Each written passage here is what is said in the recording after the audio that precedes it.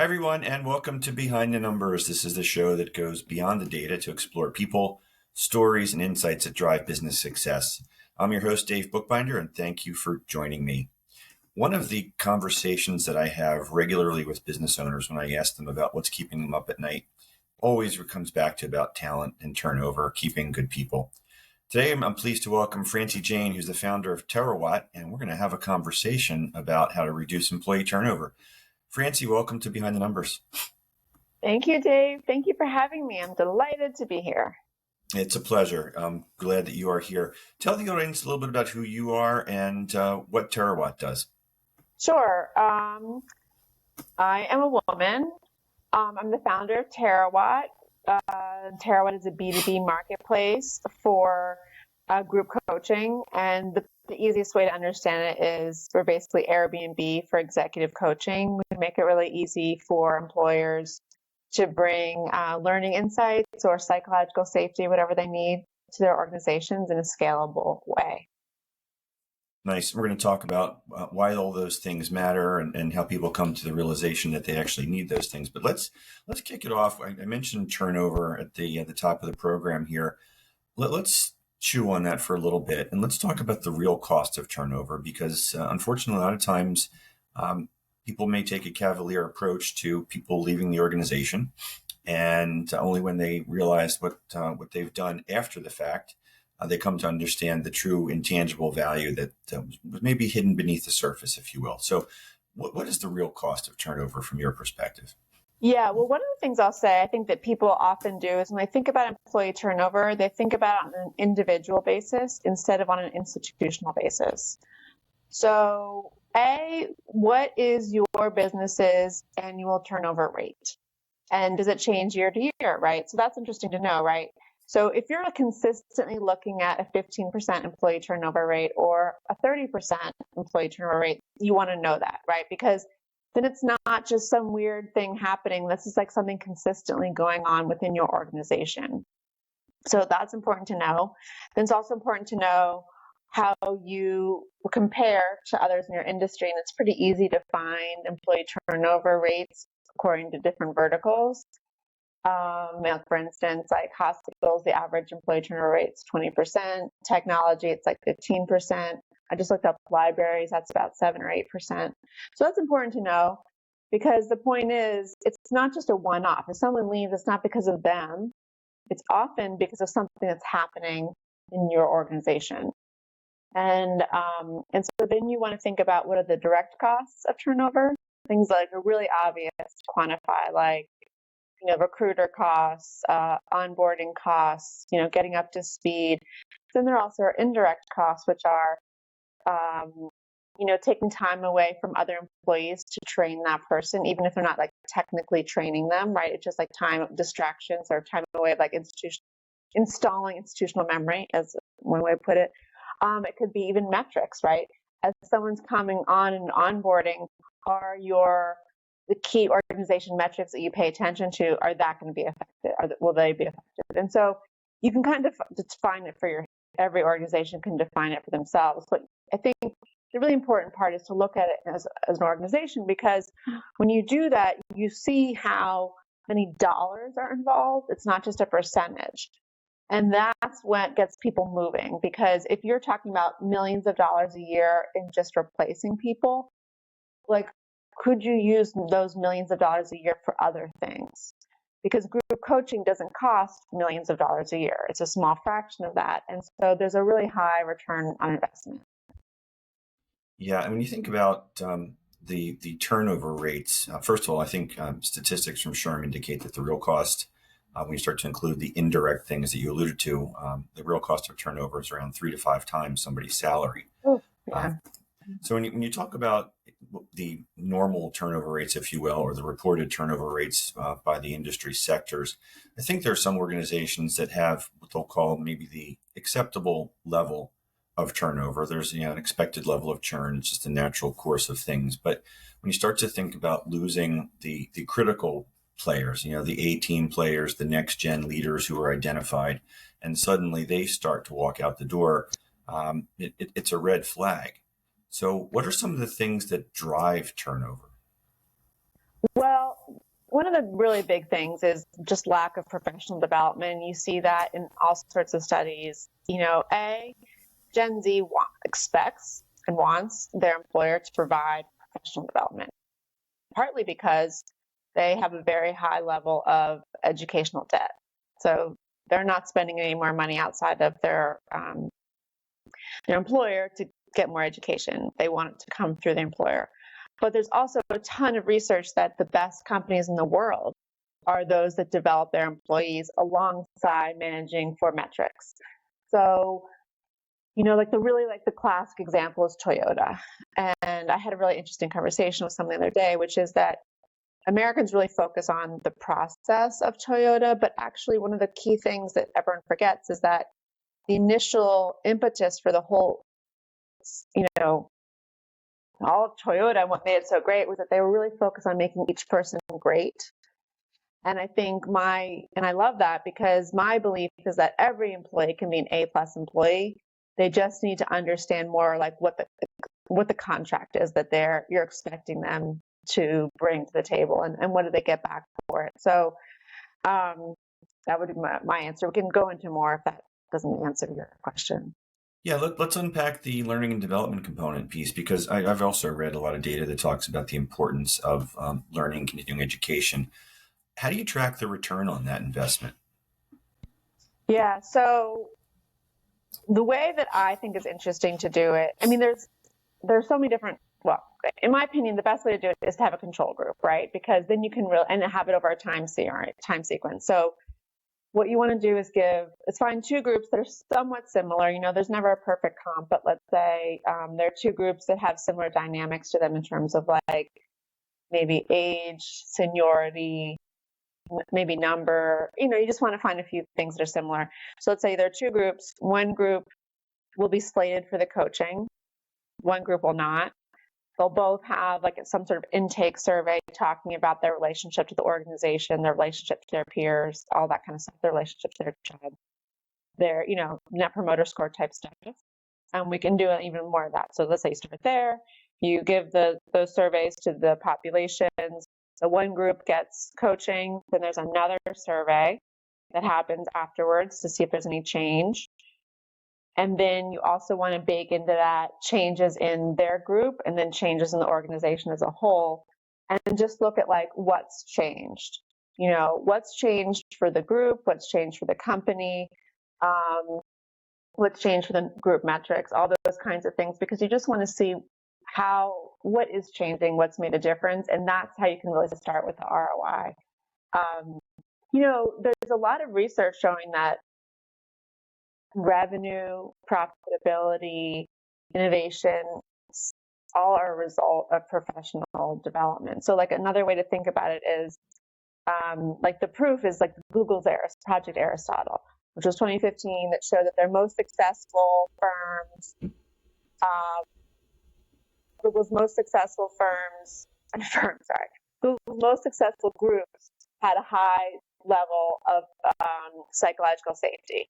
And so really like what we're all trying to do right now is bring psychological safety into organizations by scale, right? To have the highest performing groups.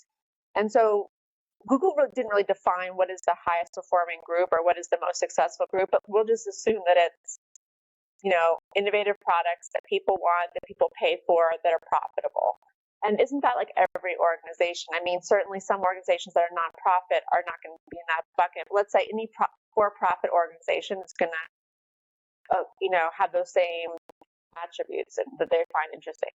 So I think the more that we can have psychological safety within this organization, the more that you can support, profitability, and innovation, and all the things that makes Google a great company. And so I think, anyway, that's my first way of doing the first way that I would measure it. But there also are, I'm not an expert in this, there are a ton of accounting methods of looking at, earnings or different items on the balance sheet, income statement, to understand, the impact of human capital investment as well. Yeah, and we talk a lot about that impact on this program, and there are, in fact, a lot of different ways to document and evidence it. There's a lot of empirical data. You speak to Google. There's a portfolio of companies that are characterized as the great places to work, the best places to work. A lot of data that supports the underpinnings that drive their culture, and part of that is the psychological safety and L&D investments, as you alluded to before. But one of the things we haven't talked about yet is the do more with less phenomenon, which creates burnout. Yeah. How do you think about burnout when you're talking about the turnover situation? I got to think that that's going to be, if not the number one thing, it's certainly at the top of the list of reasons why people might leave an organization. Yeah. In fact, actually, I think about burnout and turnover as kind of like not equal, but you know what I mean, like synonymous in many ways, because it's a fallacy that burnout is an individual problem, right? Burnout is an institutional problem that's turning up in one person. And it's probably a result of them being someone who really cares, right? So if you're not as engaged, you're not going to be burned out. You're like, sure, whatever, I don't care. So let's see, burnout. Yeah, there's a lot of really cool medical statistics about the relationship of burnout in hospitals. I've been looking at this. So it's like relationship of burnout to medical errors. That's correlated. Burnout. So the more higher the burnout, the higher medical errors. The higher the burnout, the lower the patient satisfaction score. You know, it's all connected. So you can't really say it's only one person. You can say it's not institutional, right? All these things are connected and tied to each other. But I do think less is more is really interesting. And I think that, like, in a lot of ways, psychological safety is a little bit like love. Like, it could be free if everyone had it. If we all were, raised with this, it doesn't have to be something you have to pay for. But, most people didn't grow up in the psychologically safe. I mean, who knows how you grew up, but like, I'm just saying, like, it's a new concept that everyone's trying to learn and parents are trying to bring to their families and all this stuff. So I think that you probably have to learn it, but it's not like anything that's a secret. It's not licensed by anyone. You can read books about it. You can tutor each other, right? You can have psychological safety buddies and practice it that way. So it can be quite inexpensive depending on how you want to do it. But I mean, again, like, our whole thing is we believe in, like, the affordability of expertise. And so that's what we're trying to do. So we'll say, like, hey, bring, an expert in and have that expert speak to 20 people. And so you're dividing that expert's rate by 20 people. It's a lower cost than sending a person to a conference. And they're practicing and learning from experts. They're not just like sitting on their butt listening to people talk on panels. So I think doing more with less, I mean, there's so much you could do. I mean, like, how much does a book cost? You could buy different, great books about psychological safety and bring that to everyone in the organization and set up, book discussion groups even possibly. Yep. Oh, really good stuff. And I want now to kind of take you back into the Terawatt world and talk about some of the coaching. Are you working with leaders? Are you working with the employees? A combination of both? Oh, yeah. Well, the way to understand our business is we're like a true marketplace. So we have three stakeholders. One is coaches who we vet, but let's just put them to the side because they're more like they have like the IP, right, in the content. And then we sell to pretty much leaders of organizations who buy Terawatt on behalf of their employees. But as soon as we have a client who's interested in subject matter, we set up a custom survey for their employees because there can be a disconnect or a mismatch between what the buying person thinks the employees need and what the employees are really interested in. And an interesting thing that happened a few times to us is that we realized that when we had these custom surveys and we presented it to the employees, sometimes the results were different from what the buyer expected or thought. And it actually makes for better engagement because then you say, listen, like, employees, this is what you guys all said. And you share with them the survey. This is what you all said. Okay, great. So what we're doing as a result is we're bringing this expert in to talk to you guys and at this time. And, you can come up with whatever logistics makes sense for your organization. But as a result, the employees are not sitting there with their arms crossed being pissed off that they have to be in a training. They're excited because they voted for these things. They gave their opinions about what they wanted, and now they're getting it. And it leads to, like, much better impact, and just like things start to happen and change, and there are lots of smiles in the room, and sort of like people seem to be like relieved because a lot of their big problems are getting solved. And it's like they don't have to do this whole thing of like, why should I care about this? I mean, they're super excited. Yeah, and when you talk about the training component, where do soft skills come in? Because I see a lot of articles every week about the most important skills that people need as we go forward in the evolving workplace in the era of AI. Okay, well, here's what I say about, I love this discussion about has coaching led to AI. And so one of the things I think is like, there's a difference between a fact and a practice, or what you actually do, right? So you can learn great facts, synthesize facts even from AI, but until you practice it, you're just not going to be able to do it in real time, because there's always, and like I could look at, Alcaraz play tennis all day long, and I can tell you like that's a beautiful shot, but until I practice my own tennis shot, I'm not able to figure out, I'm not able to do it. And so, or the other way to think about it is like learning a language, right? You can learn Latin, and that's fine because no one actually speaks Latin.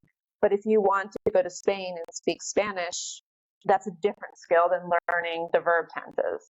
And so I think that's the real issue, is like the practice and learning how to like rewire your brain a little bit to kind of seek feedback, and be curious, which can be different as opposed to like kind of like the ego response, which is, oh, I'm right, you're wrong. Like, why would I change? This should be the way, this is the way it should be, instead of saying, well, why do you see it differently? Because don't we both have the same goal? Like, let's sort of like try to find a way to make it work. And it seems so obvious when you say it like that, like doesn't everyone approach these problems? But I think that people don't, right? Because they really are clear internally on a path they want to go. And it starts to create conflict when the path, the way they want to do it, is not working out the way they see it. And I think it's that kind of flexibility that people need to practice. Yeah, so flexibility, I think I heard sort of a conflict resolution component in there. When you think about the necessary soft skills for people to have going forward, what are the number one or two that come to mind for you, Francie? Well, the big thing that coaches always talk about, like if you do like this personal assessment stuff, well, I think one really important thing is just know yourself. So like the personal assessments are really, really, really valuable. Like for instance, I didn't have a personal assessment until I was in business school, and it blew my mind because I learned that I was an extrovert off the charts, which I never would have said about myself. And I was like, wow, that's incredible. That's a superpower I have. I never realized it. So just like understanding like what makes you different from other people is really valuable. If you take a lot of these personal assessments, one of the things that will come up a lot is like ability to be flexible and ability to understand, who has strengths that are different from yours and how you can like kind of leverage that. I think the ability to just like put the problem first instead of the process, like to see the forest for the trees a little bit. And I think that's part of the flexibility thing. I think willing to also like be wrong, right? Or willing to understand that you made a mistake, or willing to understand that you're willing to change, saying that you're willing to change for the greater good. But it's also really just like chatting, talking to people, connecting. I mean, we're humans, right? You can't just sit behind a computer and assume that like all of our problems are going to be solved with different like processes via the computer. And I think seeking out connection with humans always is the solution for really a lot of problems, in my opinion.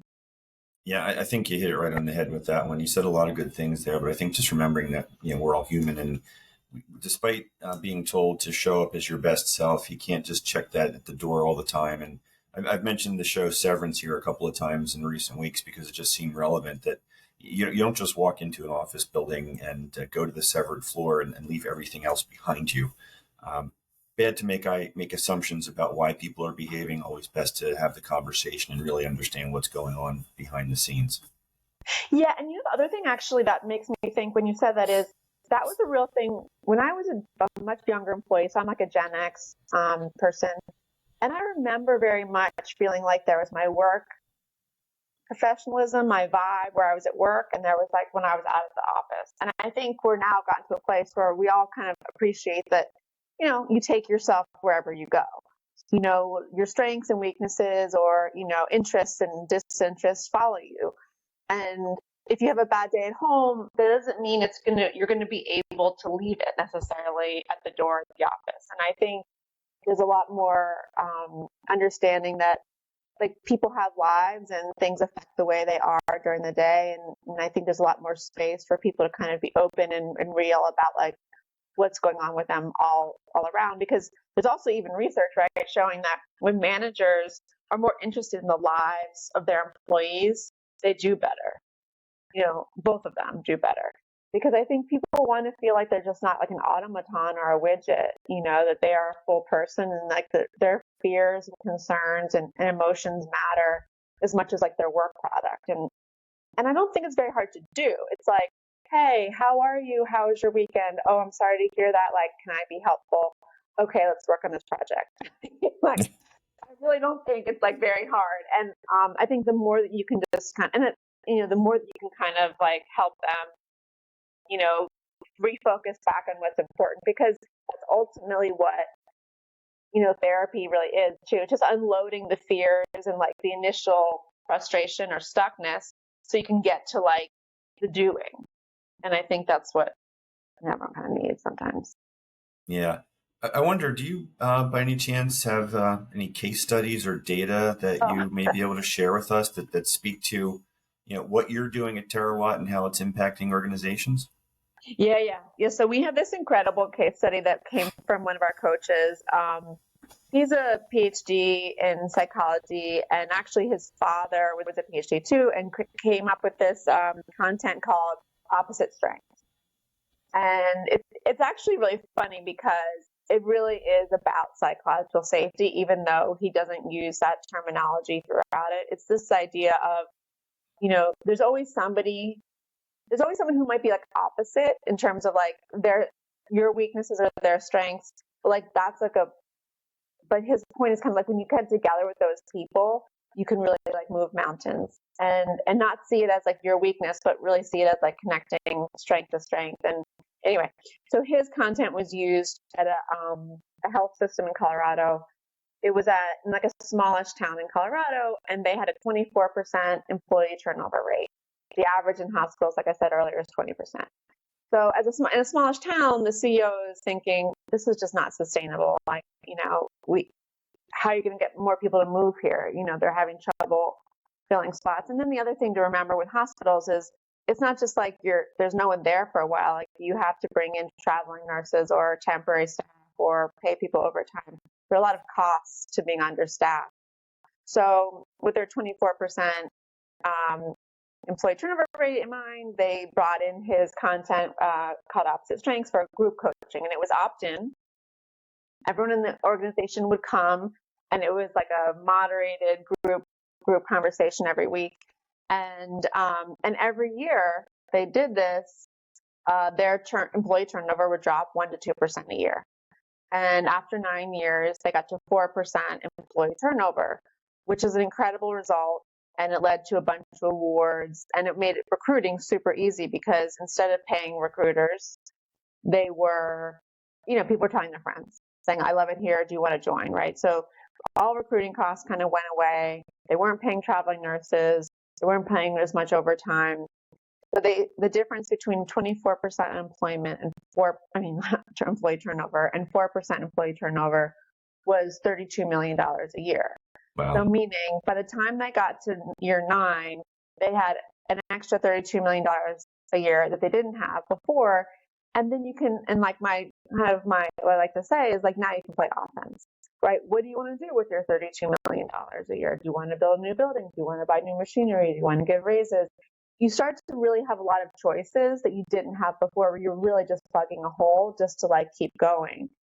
And that's why I said earlier, is like, that's why it's important to look at the organizational level, because if you're just thinking about, oh, these people keep leaving, I don't know why, what am I supposed to do? Bring in, pool tables and ping pong tables to make them happier, right? That's not the answer. The answer, something systematic is not working.